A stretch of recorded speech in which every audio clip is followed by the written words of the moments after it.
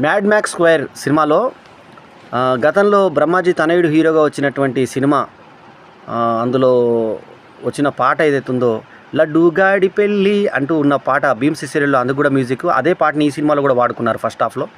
So Vishnu OJ మీద plus Ram Nitin, Santosh Shobhan, Narni నితిన్ల మీద చేసినటువంటి ఆ పాట స్టెప్స్ బాగా అలరించాయి. ఒక సినిమా 2 సంవత్సరాల లోపే ఆ సినిమాలో ఈ సినిమా అంటే వాళ్ళ యొక్క కన్సిడరేషన్తో పెట్టుకున్న సాంగ్ బాగుంది ఆ పాట. సో ఆ లడ్డుగాడి పెళ్ళి అనే పాటని బాగా ఎంజాయ్ చేయదగ్గ సినిమా.